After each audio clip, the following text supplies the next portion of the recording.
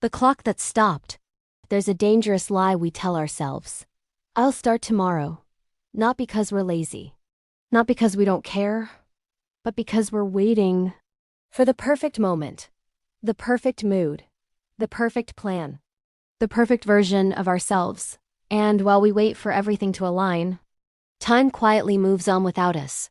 This is the story of two friends. One waited. One started. And only one understood that the clock never stops for anyone. Emma had always been the talented one. Teachers praised her writing. Friends told her she had a gift. Even strangers, after reading her old blog posts, would say, "You could really become something." And Emma believed them. But belief is easy. Action is hard. Every morning, she sat at her small desk by the apartment window, a notebook open, a pen in hand, a laptop glowing softly in front of her. She would whisper to herself, "Today I'll finally start."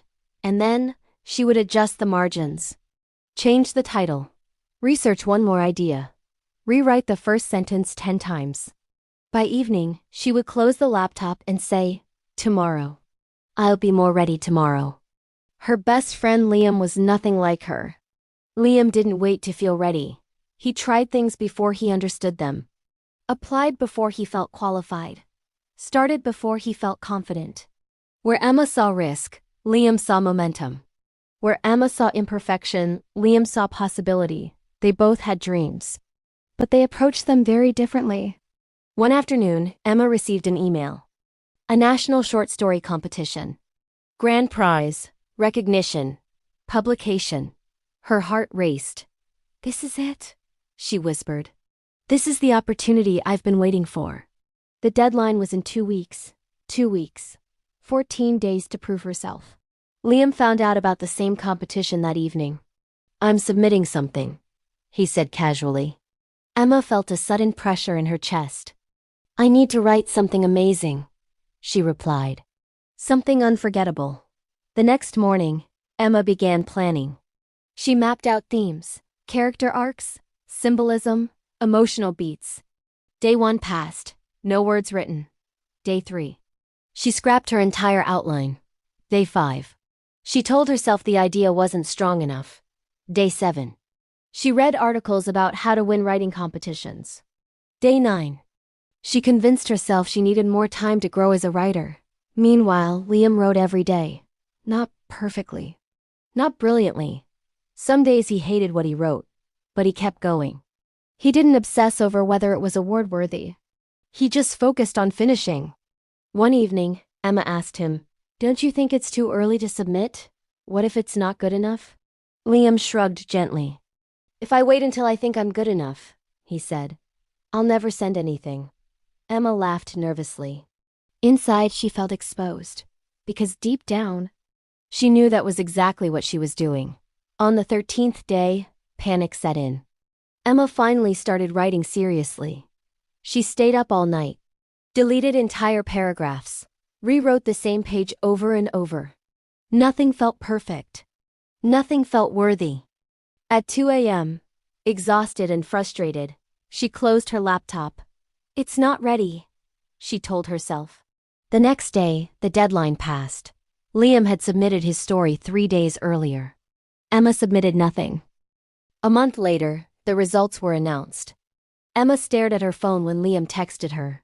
"I won." Her chest tightened. She felt happy for him.